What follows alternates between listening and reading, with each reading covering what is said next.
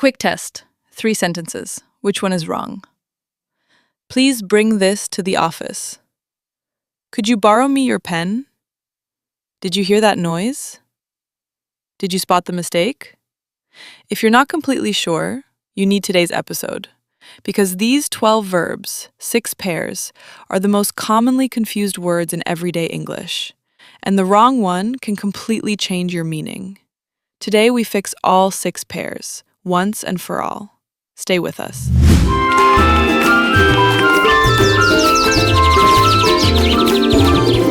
Hello and welcome to the Porch English, the podcast that clears up the confusing parts of English with simple explanations and real examples.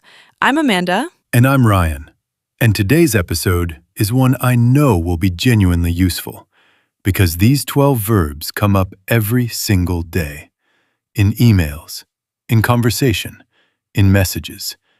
And people mix them up constantly. Not because their English is bad, but because nobody ever explained the actual difference clearly. 6 pairs of verbs. Some are opposites, where using the wrong one means the opposite of what you intended. Some are similar, close in meaning but not interchangeable. We'll go through each pair with real examples, a memory tool, and practice sentences. And the answer to the hook question, could you borrow me your pen, is wrong. The correct sentence is, could you lend me your pen? We'll explain exactly why later in the episode. Please follow or subscribe to the Porch English. New episode every day. Let's start with pair number 1. Pair 1. Bring and take. These are opposites, and the direction of movement is everything. The simplest way to remember this? Bring means to move something toward the speaker or toward a place. Take means to move something away from the speaker or away from a place. Think of it this way. Bring it here. Take it there. Toward me, bring. Away from me, take. Can you bring me a glass of water? You're asking someone to move the water toward you. Bring. Can you take this to the post office? You're asking someone to move something away from here, somewhere else. Take. Let's test it. Someone says, please blank this file to the manager. The file is going away, to the manager's office, not toward you. So, please take this file to the manager. Another one, could you, the bill? Said at a restaurant, calling the waiter. You want the bill to come toward you. Could you bring the bill? One more. Don't forget to your umbrella tomorrow. If the speaker is at the destination, come to me with the umbrella, bring. If they're at the starting point, take it with you, take. Don't forget to bring your umbrella. We're meeting there, come prepared. Don't forget to take your umbrella. You're leaving, take it with you. Memory tool. Bring equals come here. Take equals go there. The word here starts with H. Bring goes with here. The word there starts with TH. Take goes with there. Pair 2. Hear and listen. These look similar. Both involve ears. But they describe a completely different relationship with sound. Hear is passive. Sound comes in. You don't choose it. It just happens, often without effort or intention. Can you hear that siren? I heard the door slam. He heard someone laughing in the next room. None of these were deliberate. The sound just reached them. Listen is active, deliberate, intentional. You pay attention to the sound. You focus on it. Can you be quiet? I'm trying to listen to the news. She listened carefully to his instructions. Please listen. This is important. You're choosing to tune in. You're making an effort. The grammar also differs slightly. Listen always takes the preposition to before the object. Listen to the music. Listen to this. Listen to me. Hear does not need to. You just hear something. Did you hear that? Not, did you hear to that? A great way to feel the difference. You can hear music playing in another room without choosing to. But when you put on headphones and focus on a song, that's listening. Memory tool. Listen has the word list in it. When you listen, you're ticking things off, paying close attention. Active, deliberate. Here just happens. Pair 3. Remember and remind. These are similar. Both are about not forgetting something. But who is doing the work changes everything. Remember is something you do yourself. You hold information in your own mind. You don't forget it. Did you remember to lock the door? I remember meeting her at the conference. I need to remember to buy milk on the way home. It's all internal, inside your own head. Remind is something you do for someone else. You trigger their memory. You prompt them. Could you remind me to call the dentist? She reminded him about the meeting. Please remind me, I always forget. The subject is doing the action for another person's benefit. So the big distinction? Remember, I do it myself, in my own head. Remind, one person helps another person not to forget. If I'm worried I might forget something, I ask someone to remind me. If I'm confident I won't forget, I tell them I'll remember. Common mistake. Please remember me to call John. Wrong, because you can't remember someone else. You can only remind them. Correct. Please remind me to call John. Memory tool. Remind contains the word mind. You're putting something into someone else's mind. Remember is about your own memory.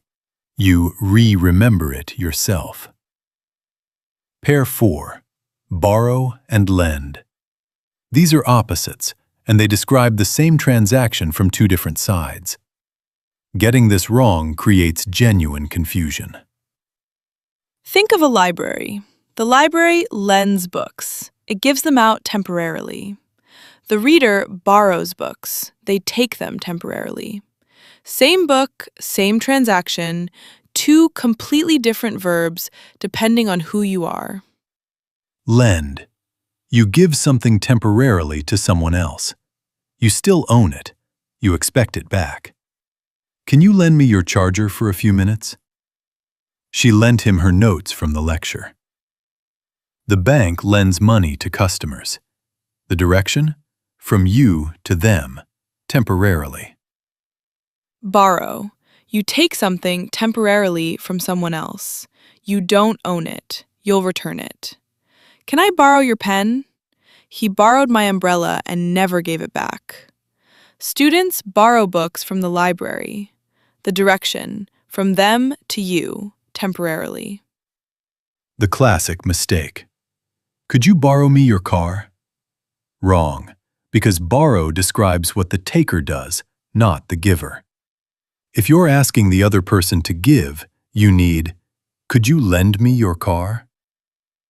Memory tool. Lend. The lender gives. L for lend. L for let someone have it. Borrow. You take something to your place. B for bring to yourself. Pair 5. Come and go.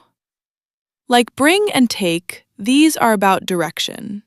But this time, it's about the speaker's position, not the object's movement. Go equals moving away from the current location. I'm going to the gym this evening. She went to the supermarket. He goes to work by train. Moving away, toward somewhere else. Come equals moving toward the speaker or toward where the conversation is happening. Are you coming to the party? She came to my office to discuss the project. Can you come here for a moment? Moving toward, the speaker or the relevant point. The tricky part. The choice depends on perspective, not geography. If someone calls and says, I'm at the cafe, are you coming? They use come because they're already there. You'd be moving toward them. But if you're still at home, you might say, I'm going to the cafe now. You're moving away from your current location. Please come here, toward me, right now. Go over there, away from me, toward that place. Come toward the speaker. Go away from the speaker. The speaker's position determines the verb. Emery tool. Come equals toward the speaker. CO equals come over. Go equals away from here. Go equals get out of here, somewhere else. Pair 6. Spend and waste. These are not opposites, they're similar. Both describe using up a resource, but the feeling behind them is completely different. Spend is neutral, or even positive. You use a resource and you accept the outcome. She spent 3 hours preparing for the interview. We spent a lot of money on the renovation, but it looks amazing. He spent his savings on a trip around Europe. No regret, no judgment, just usage. Waste is negative. You used something and got nothing worth having in return. You regret it. It was unnecessary or pointless. I wasted 2 hours in that meeting. Nothing was decided. Don't waste your money on that product. It breaks immediately. She wasted her talent by not pursuing it seriously. The feeling? That resource is gone, and it shouldn't have gone that way. You can spend money on something and feel great about it. You waste money on something and feel terrible. Same money, same action, completely different emotional outcome. Sentence test. Don't blank your money on that film. The reviews are terrible. Waste. Because the reviews suggest you'll regret it. Nothing worthwhile. Sentence test. I blank all evening cooking this meal. Spent. No negative feeling. You used the time. The meal is the result. Memory tool. Waste rhymes with haste, rushing toward regret.